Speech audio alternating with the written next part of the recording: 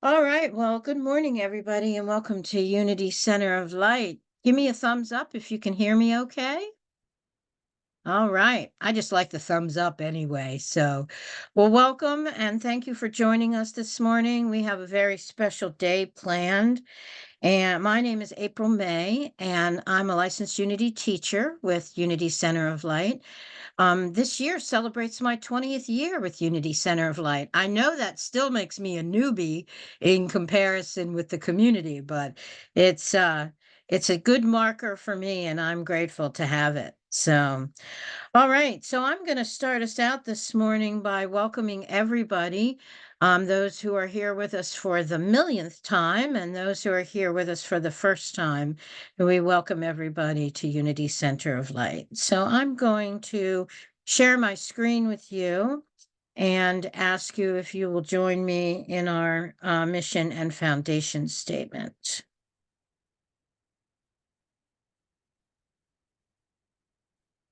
I do have that technology, I swear.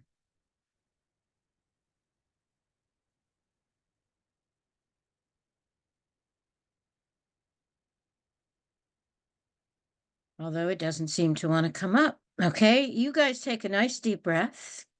I'm going to too. It's here. I can see it. I just can't seem to share it. Give me 1 second.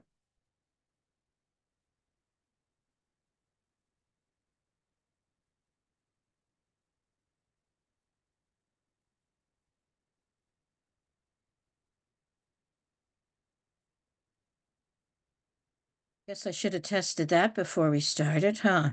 All right. So we're going to do something different. I'm going to pretend that you guys all know it, which I bet you do. You're not going to be able to see it. For some reason, I just can't seem to share it. Sorry for that. So please join me in the mission of Unity Center of Light. The mission of Unity Center of Light is to empower individuals to express their indwelling divine identity. We teach there is a power within each of us far greater than anything that exists outside of us. And our foundation statement: there is only one power and one presence active in my life and affairs, God, the good, omnipotent. Okay, so that's the hardest thing you'll have to do today, is to remember whether you remembered those. And I'm actually going to take just a moment to invite Aaliyah to join us and read the daily word for us today. Good morning, Unity family. Today's daily word for Sunday, April 21st, 2024, appreciation. I appreciate the good in my life. When someone admires my efforts or thanks me for something helpful I've done, I'm happy to know I have blessed them. Recognizing how good it feels to be appreciated, I remember to express my gratitude and appreciation to the people who have blessed me. I appreciate my friends and family by nurturing those relationships. I appreciate my community by being a responsible citizen. I appreciate the natural beauty of the world by caring for it and taking time to enjoy it. The people, the places, and the things I appreciate become more precious to me as I discover that each reflects God's presence and God's activity in a uniquely beautiful way. I am grateful to have so much to appreciate. And our scripture for today: love one another with mutual affection. Outdo one another in showing honor. Romans 12:10. And I'll hand Thank it you, back over to Aaliyah. Patty. And we're grateful for your willingness to step forward this morning. Thank you so much. Thank you all. Okay, so I have the great good fortune this morning of introducing a longtime friend of ours. She has many things that recommend her to us, not the least of which is her melodious voice and her body of work. She served many Unity congregations, also CSLs and religious science. She is a religious science practitioner, and she comes to us also with the notoriety of being a McDonough, of which we have more in our community. I've had the pleasure of working with her on the Unity Eastern Region Fall Conference, where she served hundreds of people there at one time with her music and meditations.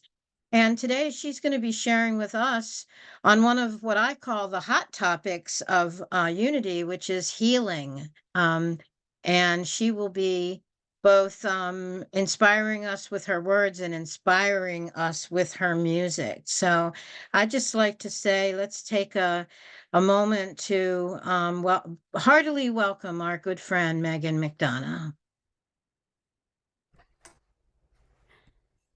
Thank you so much, April, May. Thank you. And good morning, my Unity community. Can you hear me? You could come up a tiny bit, Megan. Okay, great. Let me see here. How's that? Is that better? Beautiful. Good morning. I'm so happy to be here.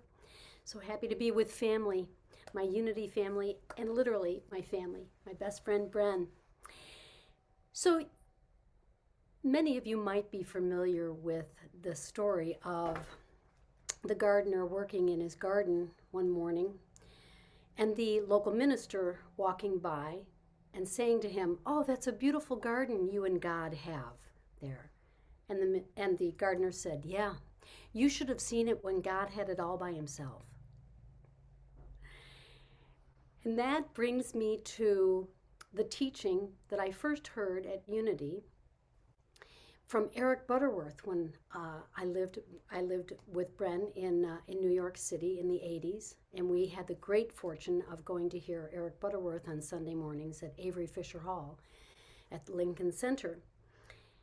And he said, "God can do no more for you than God can do through you." And this just opened my mind and brought me up a level. God can do no more for me than God can do through me, which became sort of it was good news and it was a little daunting. How can I affect my life? How can I do all the wonderful things that I know can be done through me? Here, it all starts in mind. And that, of course, started my road to enlightenment, which will be a lifetime search. God can do no more for me than God can do through me. Lately, I'm probably not alone in the stress level being very high. I've moved twice in 2 months. And a move is very stressful. But I also got to watch my stress level because, like all of us, it can affect our thoughts affect the body. And it turns out I've got kind of a wacky thyroid. If it gets too activated, then I can't turn this off. And I usually have a hard time turning this off anyway. Thoughts are things, yeah. And sometimes they get backed up like traffic, or like on an airplane runway. And so I have to really watch my stress levels because it can activate, of course, this, which causes sleeplessness and a little anxiety. And then I'm really off to the races in my head. So I wanted to talk a little bit about what helps. Because although God can do no more for me than God can do through me, there are certain things I cannot do. And that's why my talk is called Cure versus Healing. I think it's marvelous that so many cures have come through so many scientists, great thinkers, doctors, physicians, healers, metaphysicians, and of course the Fillmores were terrific healers, starting with prayer. And that prayer is in my life the most healing tool I have. But my prayers have usually been, God, Holy Spirit, universe, help me fix this. again, I'm in that equation. And while it's helpful, I have to remember, wait, I only have so much power. It's one of our 12 powers. But there comes a moment when I have to surrender and accept that I need healing, and that at that level, because our minds cannot solve a problem with the same mind that created the problem.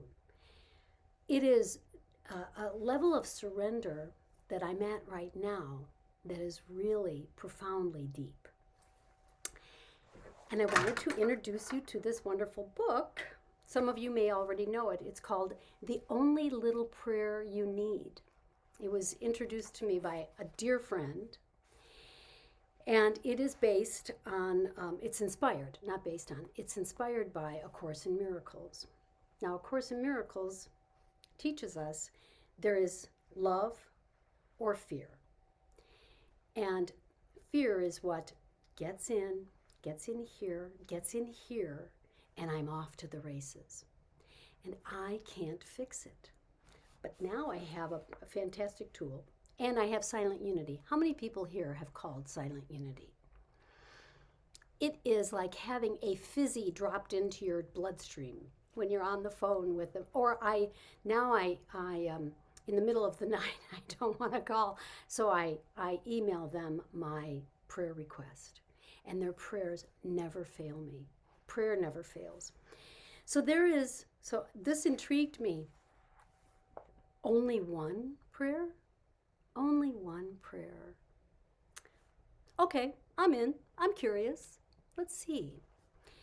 So people, when I tell them about this book, they say, okay, what's the prayer? They want to go right to the prayer. I say, well, I could explain it to you, or you could get the book. The prayer is really addressed to the God of your understanding. I go to Holy Spirit because I want to go right to the top. And the prayer is, please heal my fear-based thoughts. And these word choices, I'm just going to read a little bit of the book. These word choices may seem minor, but they're not. When I talked about help me, she says, I started using the prayer whenever fear-based thoughts came up, which meant all the time. I found myself saying, please help me let go of my fears about, or please let me release my fear-based thoughts about. These word choices may seem minor, but they're not. If I'm asking the Holy Spirit to help me let go of my fears or release my fears, my fear-based thoughts, then I'm asking for me to be part of the solution. See, this is where I think surrender is it's not easy, but vital. And the fact is, I can't be. I can't solve the problem with the same mind that created it. It's simply the 2-year-old ego trying to assert itself again. It loves to get in there and work it out. And I think sometimes I create problems maybe, or the ego creates problems, so I can figure it out and have, of course, that sense of I'm still in control here. I still know what I'm doing. And just because I don't know what to do right now doesn't mean I don't know what I'm doing. But again, this is a level of true surrender. Our human experience is a story in which there are heroes and villains.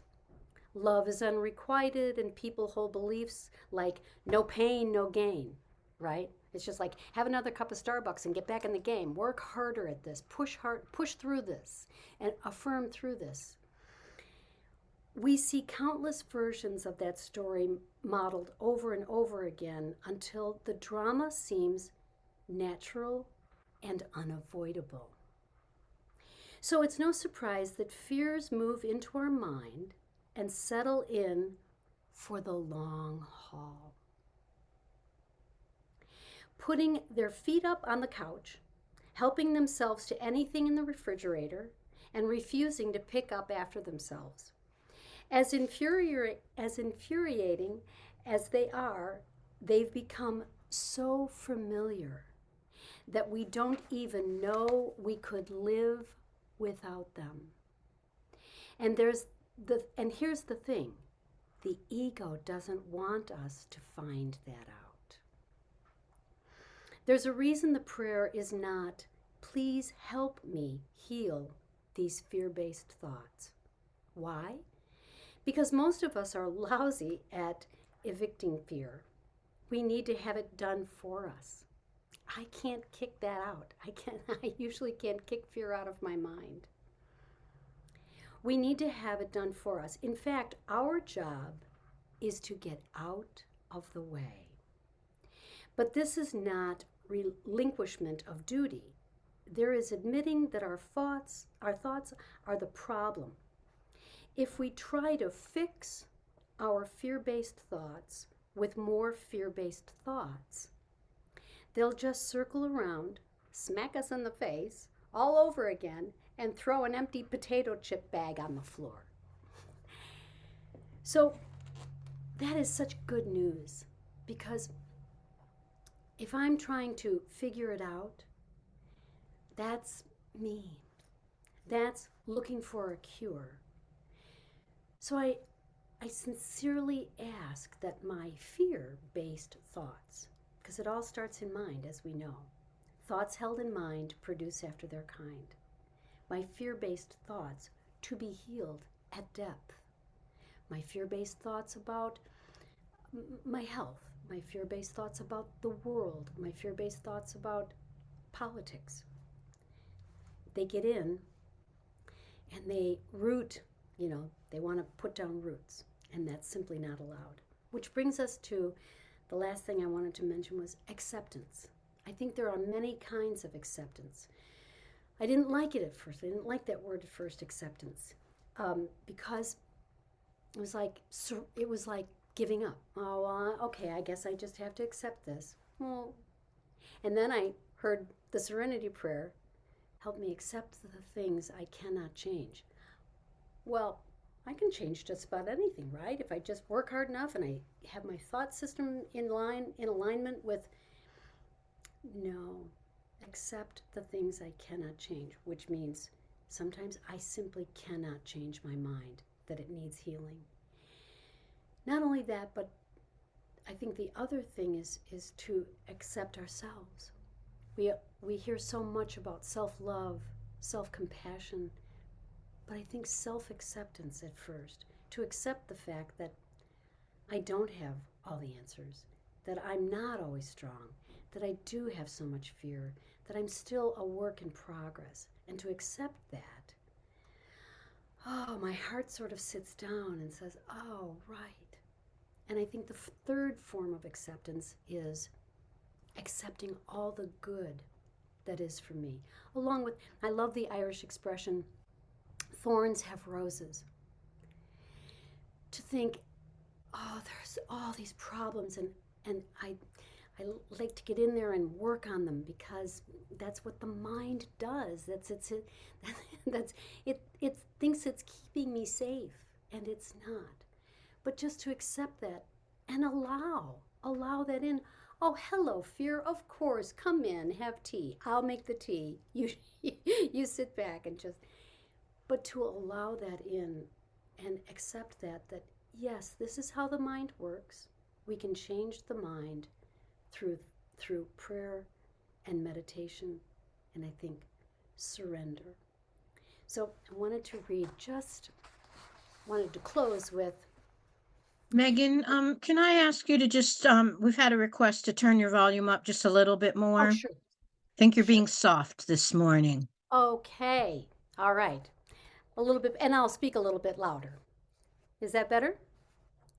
Okay. Thank you. This is a beautiful poem by Joe Harjo, poet laureate for the United States. Beautiful poet. This is called Calling the Spirit Back from Wandering the Earth in Its Human Feet. And it's quite lengthy, but I would just like to read a couple lines from this poem. Be respectful of the small insects, birds, and animal people who accompany you. Ask their forgiveness for the harm we humans have brought down upon them. Don't worry. The heart knows the way through, though there may be high rises, interstates, checkpoints, armed soldiers, massacres, wars, and those who will despise you because they despise themselves.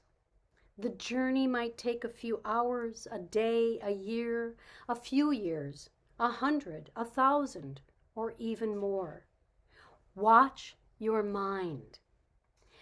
Without training, it might run away and leave your heart for the immense human feast set out by the thieves of time.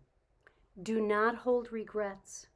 When you find your way to the circle, to the fire kept burning by the keepers of your soul, you will be welcomed. When you find your way to the circle, to the fire kept burning by the keepers of your soul, you will be welcomed. Cut the ties you have to failure and shame. Let go the pain you are holding in your mind, your shoulders, your heart, all the way to your feet. Let go the pain of your ancestors to make way for those who are heading in our direction. I love that poem. I love that teaching. I have great affection for our Native American brothers and sisters who have brought such wisdom to us. So we're going to go into meditation now. And I wanted to present one of my songs. And I would just like you to just breathe with me as I sing this song, knowing that all is well. So let's set into our seats, feeling them supporting us. You are welcome to close your eyes. This is my song, Breathe.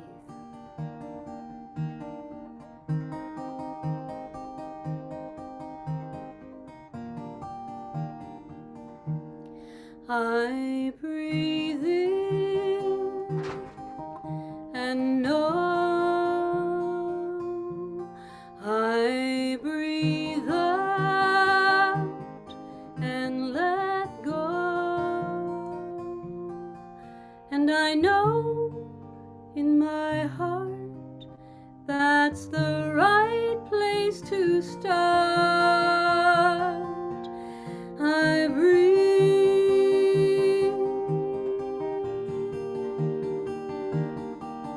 Just breathe. I breathe in to be. I breathe out and see what is true, right and real. I'm alive, I am healed. I breathe,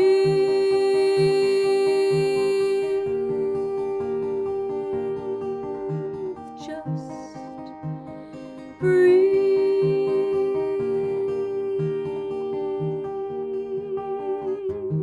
No need to worry if I'm in the flow. Here in this moment I let go. Each blade of grass has an angel leaning over, whispering, grow, grow, grow, and breathe.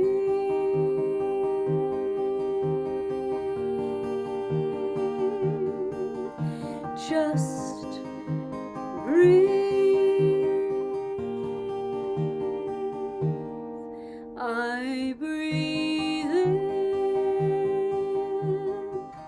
and know I breathe out and let go. And I know in my heart that's the right place to start. I breathe,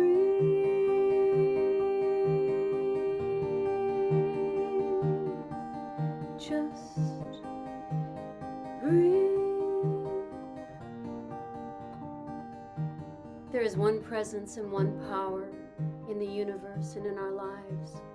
God, the good omnipotent. There's God and only God. We are one with this one and can never be separated from it.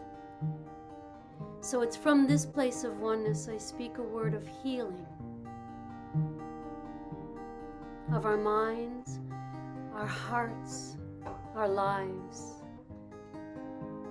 knowing that all the love, life, light, power, peace, beauty, and joy of God are here and now present and always with us, living through us and expressing as us. All is well, all is well, all manner of things are well. Breathe.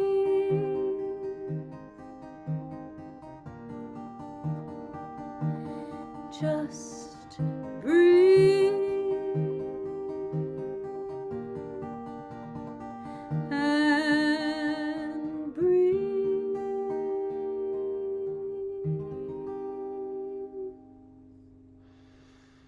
As we take one more breath and come back into the room.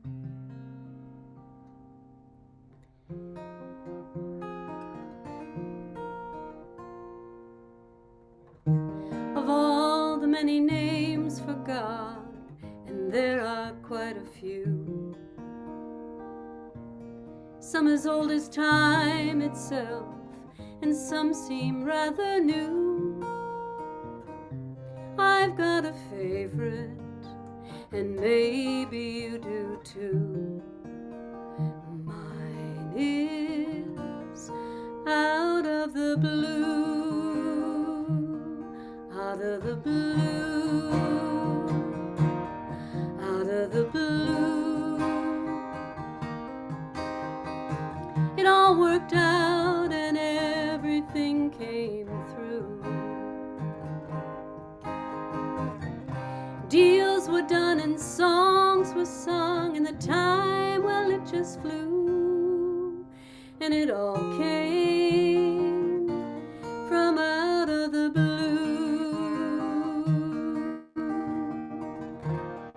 Times I'll feel so full of doubt and don't know where I fit. Tired and my mind keeps saying might be time to quit.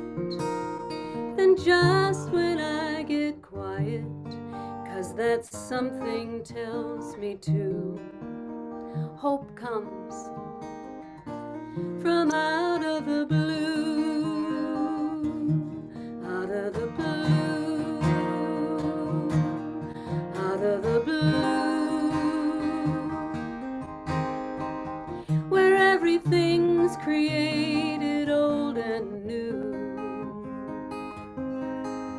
I'll have the best idea, and I'll know what to do, and it all came from out of the blue. Everything's created twice, first in thought and then in form.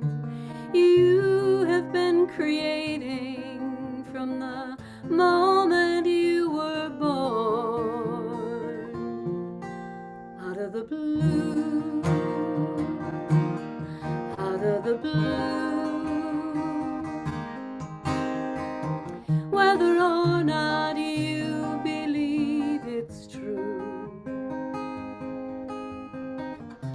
Just your being here is the biggest clue that you came from out of the blue. Yeah, we all came from out of the blue.